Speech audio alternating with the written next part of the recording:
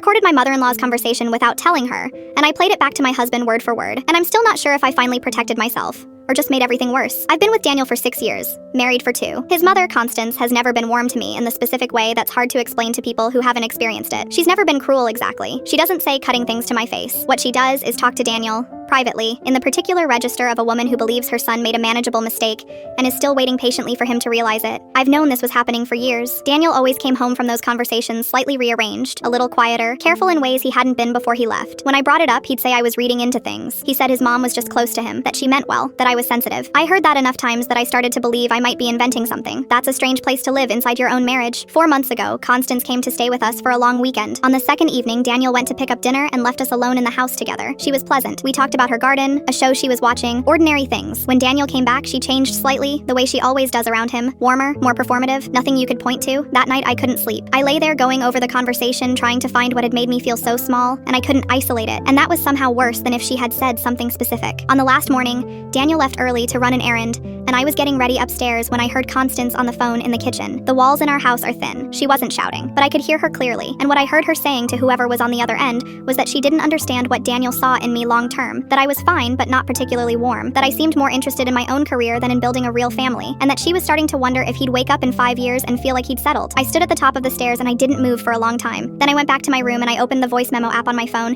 and I pressed record and I walked downstairs. I made coffee and I let her keep talking to me about nothing for 11 minutes. I got everything I needed to get. When Daniel came home 20 minutes later, she was cheerful and unhelpful and completely herself, and I sat at the kitchen table feeling like I was made of glass. I didn't say anything for 3 weeks. I listened to the recording twice, and both times I felt sick in a way that had nothing to do with surprise. Then one night, after Daniel made an offhand comment about how I could try harder with his mom, I went to my phone and I played it for him. He went very quiet. He said, "How do you have this?" I told him. He didn't say anything about the recording being wrong or invasive. He just sat there for a long time, and then he said, "I didn't know it was this bad." And something about the way he said it suggested he had known it was somewhat bad and had chosen the easier interpretation. He called his mother. I don't know exactly what was said because I gave him privacy, and I'm not sure I could have sat through it anyway. Constance called me the following day and apologized in the careful, measured way of someone apologizing for being caught, rather than for what they did. I said thank you and got off the phone. Daniel has been different since then, more present, I think, but also occasionally looking at me with something I can't fully read, like he's still working out how he feels about the recording itself, separate from what was on it. We haven't talked about that part directly, and I'm not sure when we will. His sister texted me last week to say that family dinners are going to be weird now, and asked if I was happy with myself, which is a question I've been sitting with because the honest answer is complicated. I feel vindicated, and also like I did something that can't be undone, and also like I would do it again, all 3 at once, which is exhausting. I know what I heard. I just maybe should have confronted it differently, or maybe this was the only way anything was ever going to change. My mom says I was right. My best friend says the recording was too far.